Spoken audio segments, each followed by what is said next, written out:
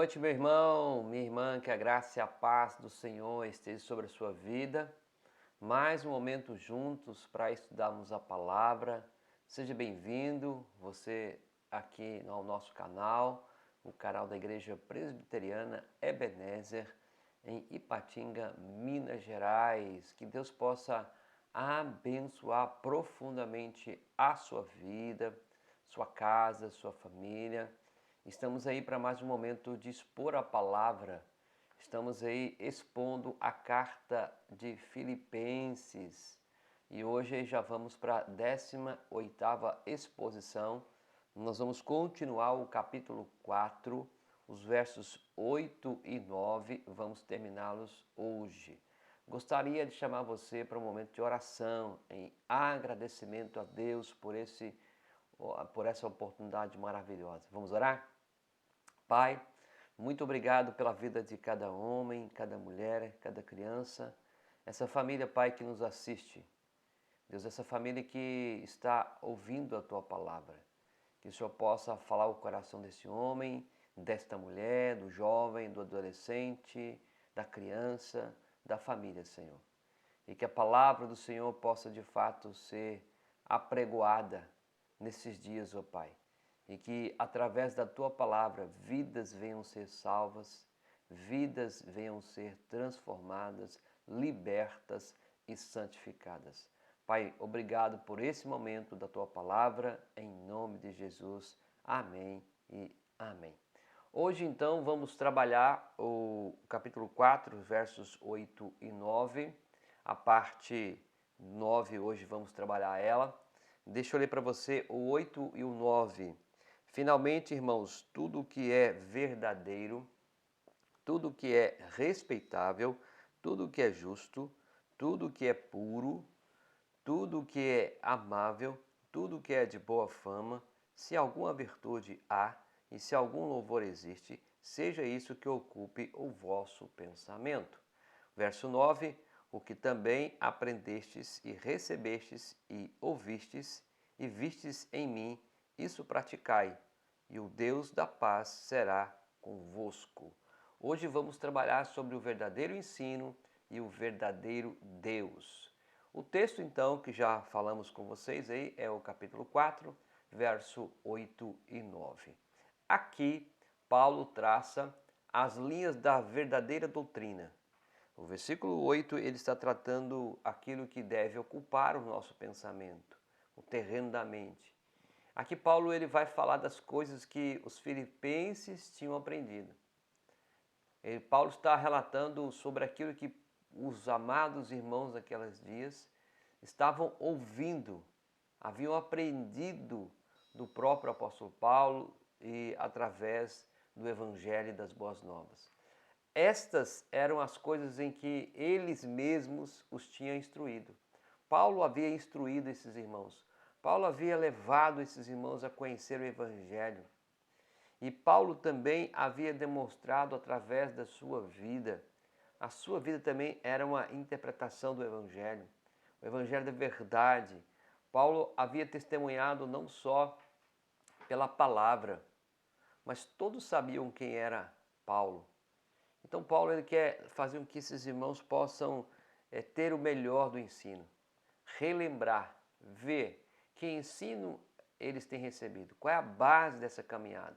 Então Paulo fala das coisas que os filipenses receberam, usando o termo que você tem aí em grego, né? Paralambanei, que significa especificamente aceitar e receber uma tradição fixa.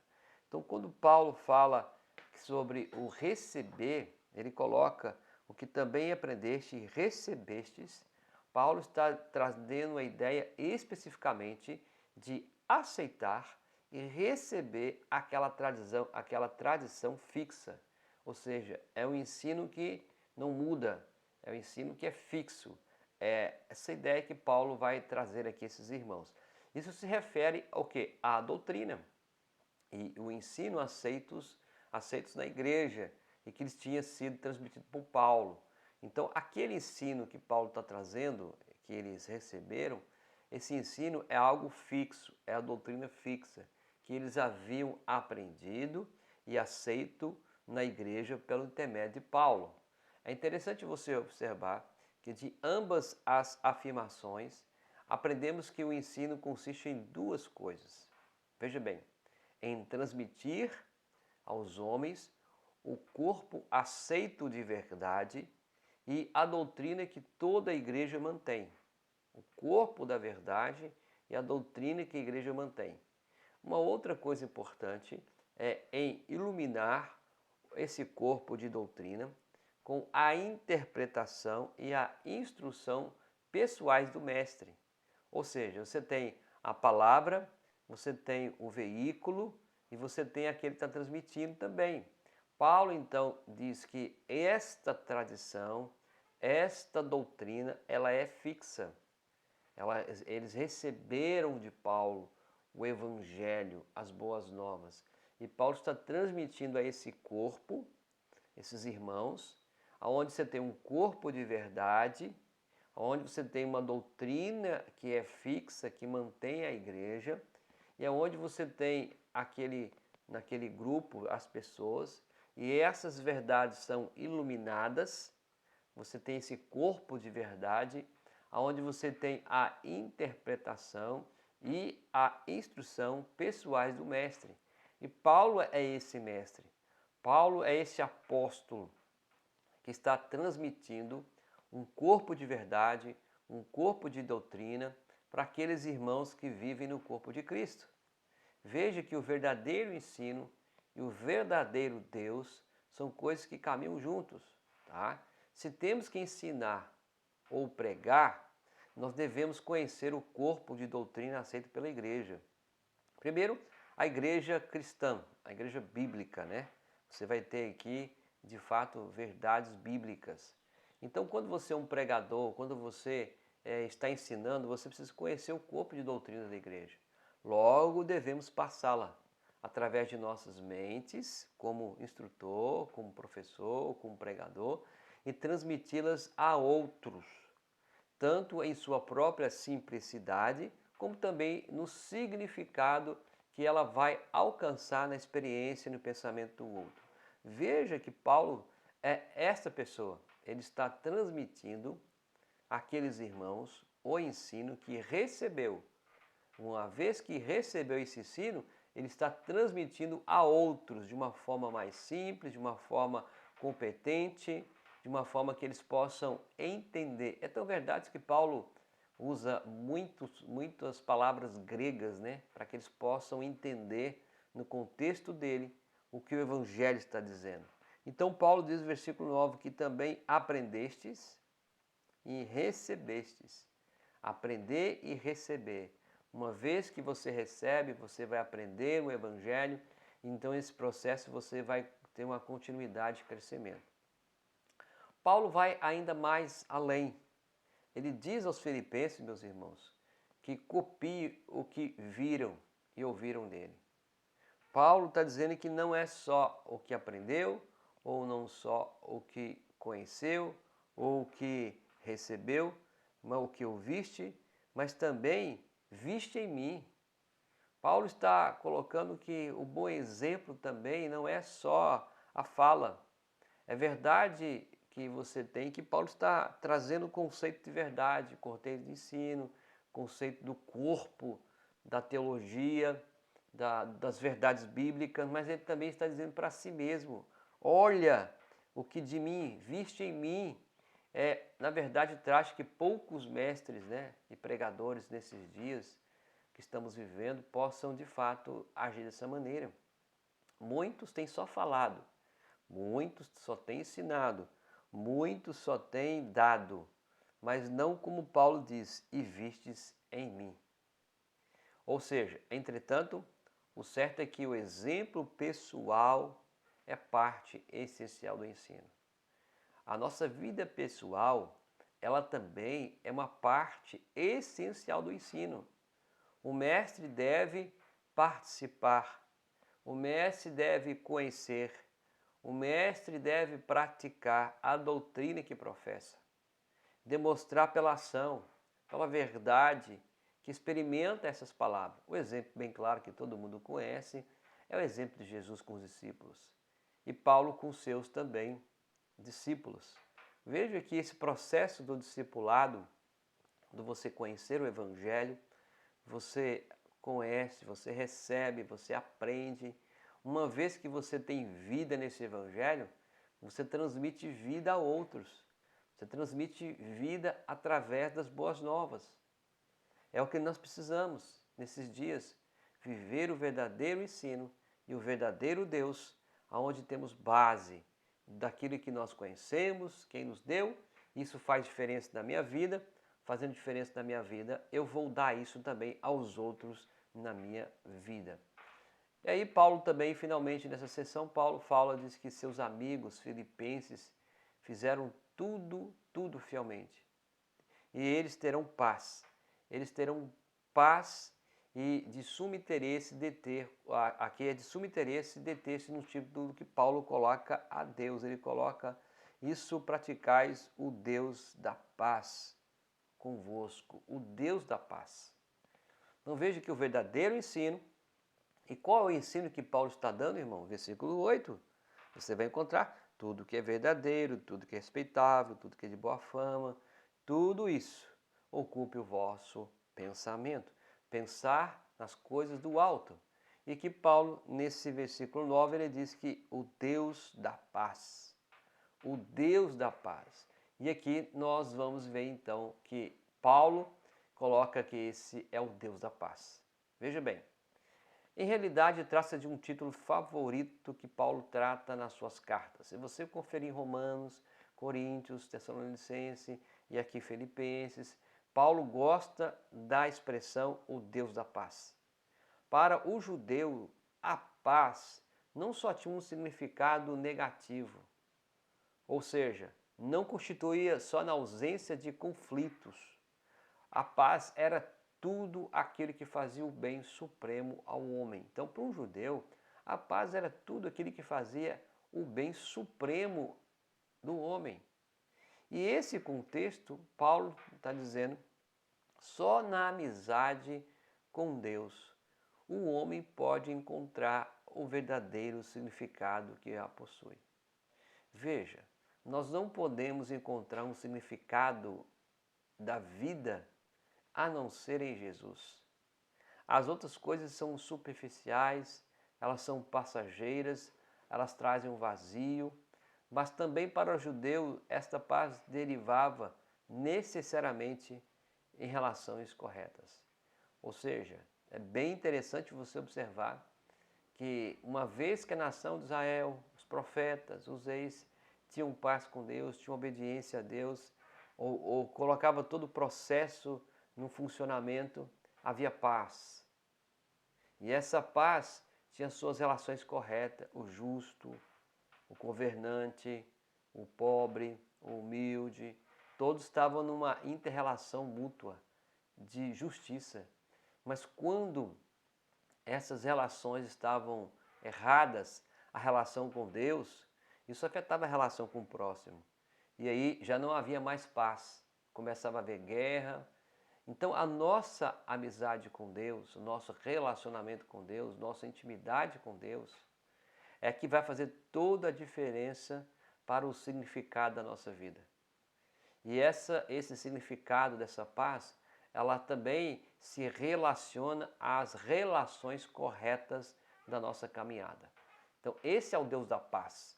Só pela graça, meu irmão, minha irmã, amigo e amiga, só pela graça é que podemos entrar numa devida relação com Deus e com o nosso semelhante.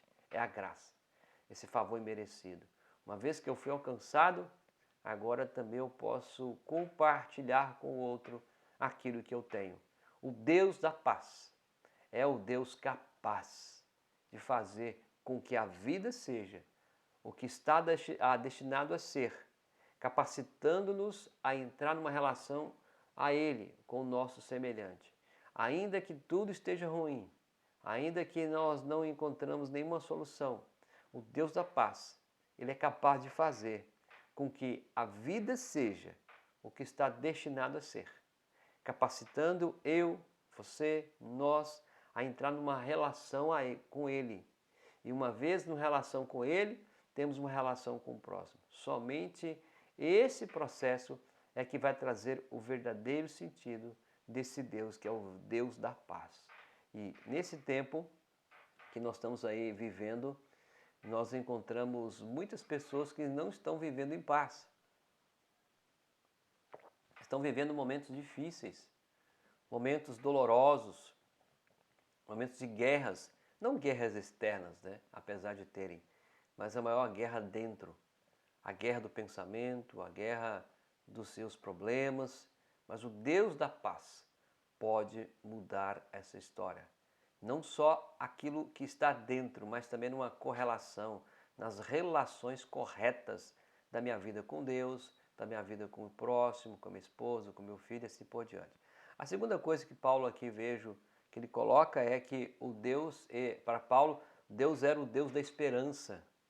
Se você olhar em Romanos, capítulo 15, Paulo vai trabalhar isso bem interessante. Romanos, capítulo 15, verso 3. Esse Deus é o Deus da esperança. A fé em Deus, meu irmão, é a única coisa que pode preservar o homem de um desespero inevitável. Romanos, capítulo 15, o verso 13, Paulo diz claramente assim, olha, e o Deus da esperança vos encha de todo o gozo e paz no vosso crer, para que sejais ricos de esperança no poder do Espírito Santo. Então veja, esperança e crer, aquilo que recebemos. A fé em Deus é a única coisa que pode preservar o homem de um desespero inevitável. Estamos vivendo um momento difícil, todo mundo sabe, de incerteza, nesse vai e vem, nós não sabemos até onde, e nos leva a uma vida de incerteza, de medo, de ansiedade. Mas, meu querido irmão e irmã, o Deus que servimos é o Deus da esperança. Você tem que ter fé. Fé que esse Deus pode fazer muito mais do que você pensa, eu penso, eu imagino. Então, só o sentido da graça de Deus pode fazer com que um homem não desespere em si mesmo. Ou seja, se o homem não encontrar graça, ele vai se desesperar em si. A fé, a graça nesse Deus da esperança, ok? Só o sentir de uma providência divina que tudo governa pode evitar que o homem se desespere do mundo. Ou seja, nesse tempo de pandemia, nós podemos crer que um sentido da providência divina é que tudo ele está governando. Na providência divina, nós entendemos que ele está governando, ele está controlando tudo. E nós não precisamos desesperar. Algumas vezes, ou quem sabe a maioria das vezes, nós entendemos que a providência é só alguma coisa que vem de bom. Não é isso? É sempre coisa boa.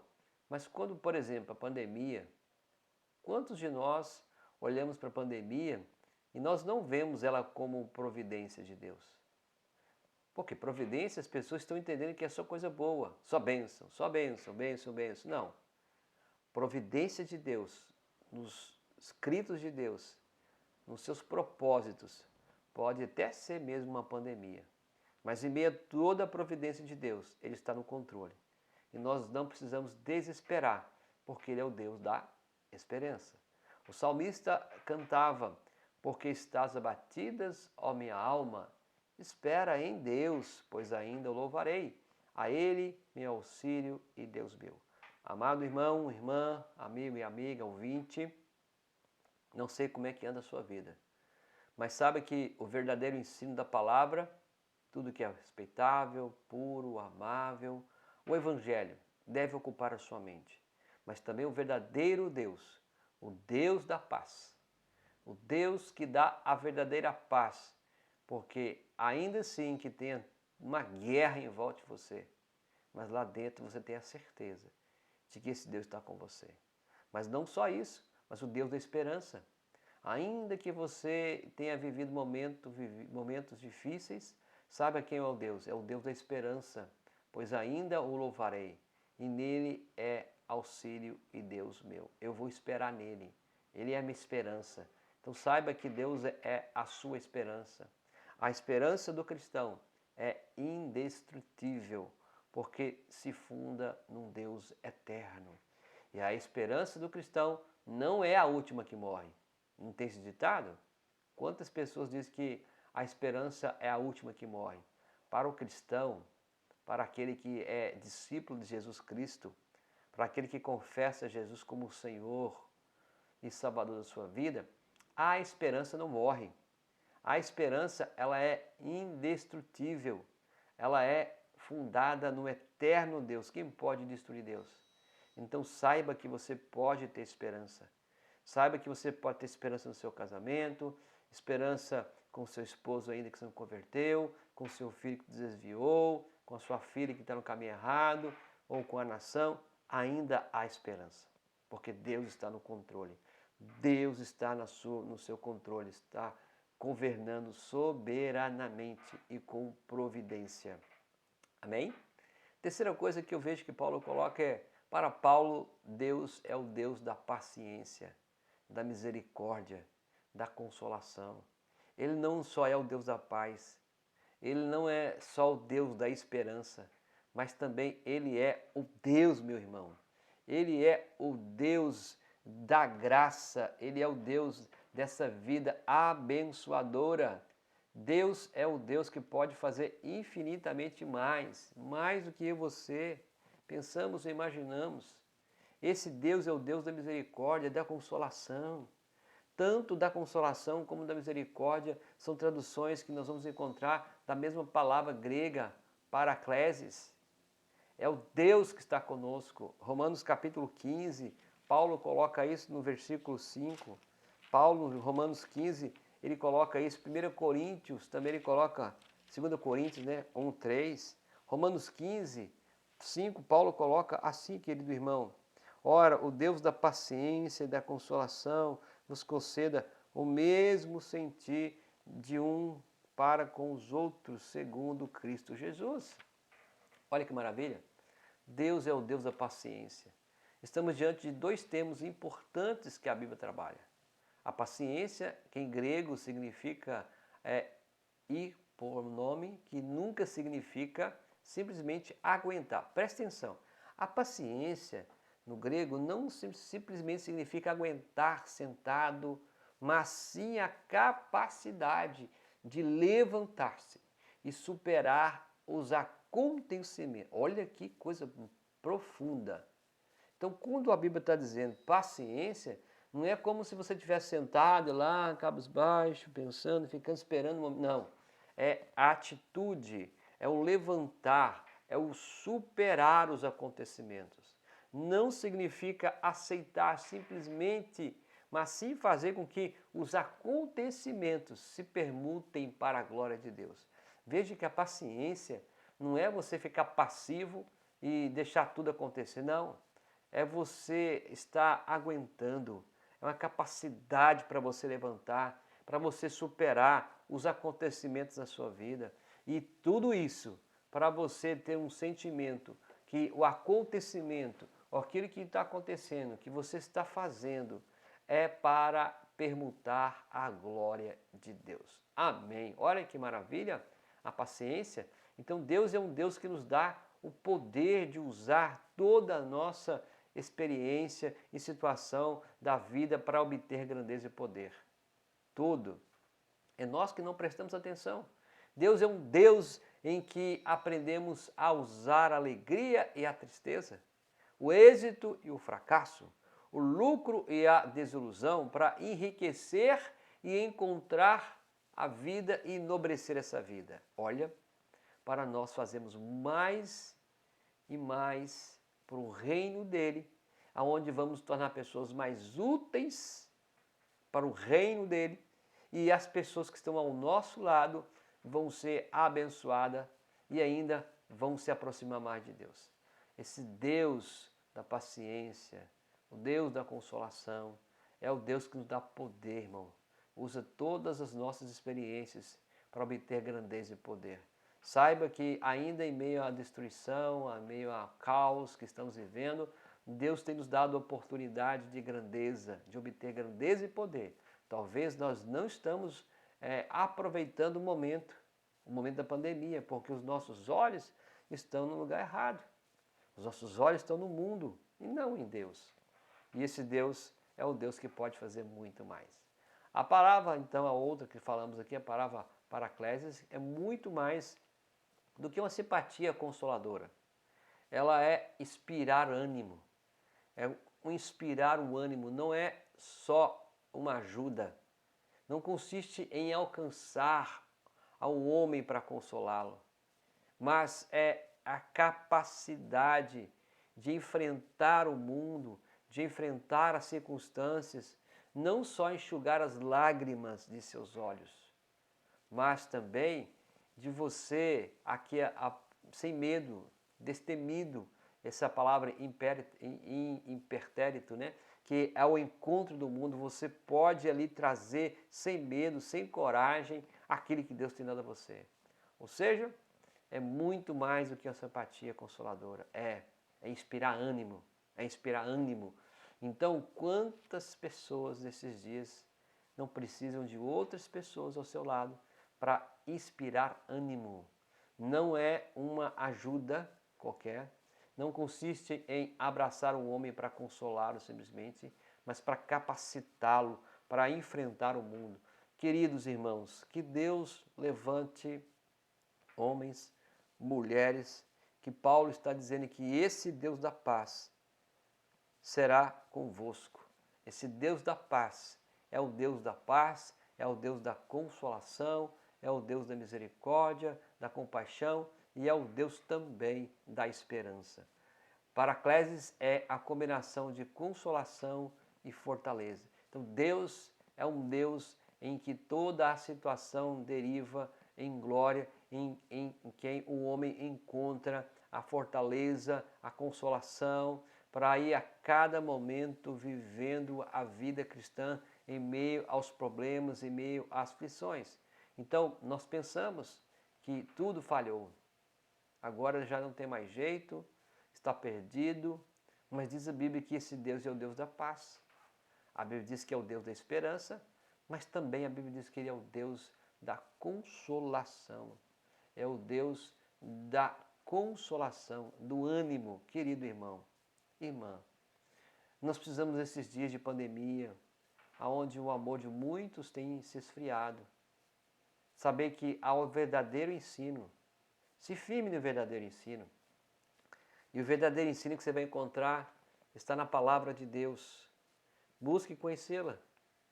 E aprenda também sobre o verdadeiro Deus, o Deus da paz, o Deus da esperança, o Deus da consolação que nós colocamos aqui, ó, é o Deus da paciência, o Deus da misericórdia e da consolação, o da paciência que não é só um ato de você ficar parado, sentando e aguentando, não. É um ato de você se levantar, superar os acontecimentos, aonde tudo você está glorificando a Deus, essa paciência, e o da consolação, aonde não é simplesmente uma simpatia com um outro, mas é um inspirar ânimo. As pessoas hoje não conseguem se levantar no sentido de paciência para enfrentar e não conseguem inspirar ânimo. Oh, irmãos, nós precisamos esses dias de pessoas que sejam deste nível, pessoas que sejam desta altura. Irmãos, Deus é o Deus em que toda a situação deriva em glória. Toda a glória vai ser dada a Ele, toda a honra vai ser dada a Ele. Então, que você possa entender, finalmente, irmãos, tudo que é verdadeiro, tudo que é respeitável, tudo que é justo, tudo que é puro, tudo que é amável, tudo que é de boa fama, se alguma virtude há e se algum louvor existe, seja isso o que ocupe o vosso pensamento. E aí, o 9. O que também aprendestes e recebestes, ele fixa a doutrina, ele tem um corpo de doutrina, ele tem um corpo de ensino que Paulo ouviu, que Paulo aprendeu, que Paulo recebeu e que Paulo vive na sua vida. Agora ele transmite a quem? Aos filipenses, aquilo que eles aprenderam, aquilo que eles receberam, aquilo que eles ouviram. E Paulo diz, aquele que vocês viram em mim, vistes em mim. Então, Deus precisa ser glorificado através da nossa vida. Nós recebemos ensino, mas será que temos demonstrado aos outros que estão à nossa volta que esse Deus é o Deus da paz?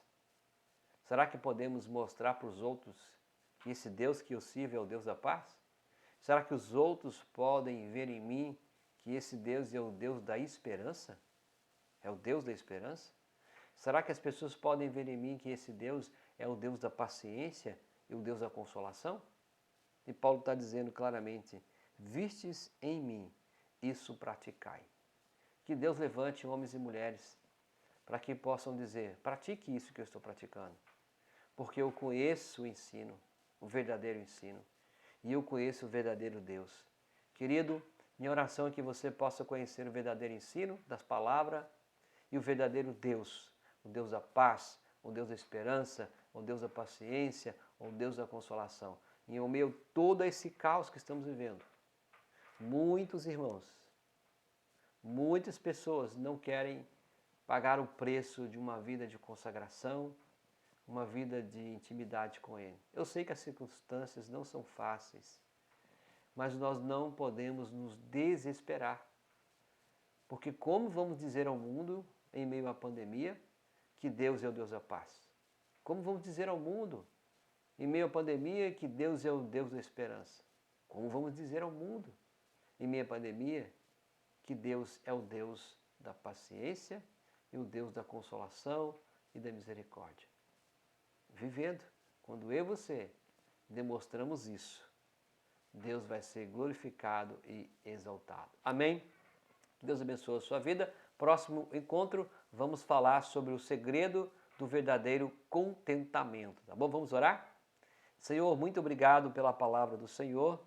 Obrigado, por Deus, porque nosso irmão Paulo e os irmãos da igreja de Filipe nos ensinam tanto. Ajuda-nos, ó Pai, nesses dias que estamos vivendo difíceis, ó Pai, como também os nossos irmãos estavam vivendo.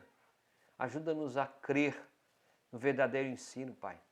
Não nas mentiras, não nos falatórios, não no ensino superficial, não nas promessas humanistas, antropocêntricas.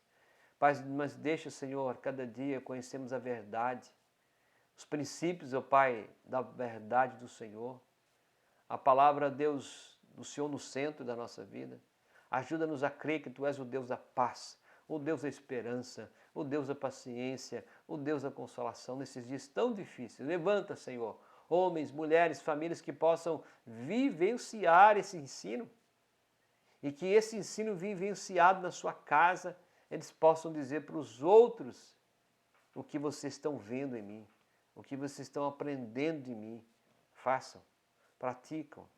Pai, que isso seja verdade na nossa casa, na nossa igreja e na nossa família. Pai, também quero rogar a Ti. Abençoa, Senhor, aqueles irmãos e irmãs, pessoas que estão precisando, ó Deus, do recurso financeiro, do pão de cada dia. Abençoa que haja porta de emprego, Senhor. Que haja o pão, Deus. Levanta alguém para abençoar. Abençoa a nossa nação, Senhor, nosso estado, nosso município. Dá sabedoria aos governantes, ó Deus.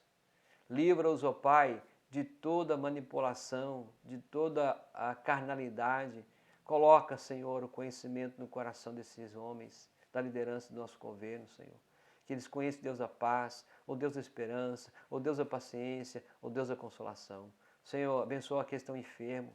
Pai, trata também, Deus, a enfermidade. Cura, Senhor, toda enfermidade, conforme o Teu querer, a Tua vontade. Visita os irmãos, pessoas, Pai, amigos, e aqueles que nós não conhecemos, que estão, ó Deus, no leito de enfermidade, precisando da Tua intervenção. Aqueles que perderam alguém, um ente querido, Pai, amigo, filho, filha, pai, mãe, no momento do luto. Deus traz, ó Deus, traz a paz em todo esse momento, traz a esperança em todo esse momento, traz a paciência e a consolação nesse momento. Deus, o Senhor pode fazer.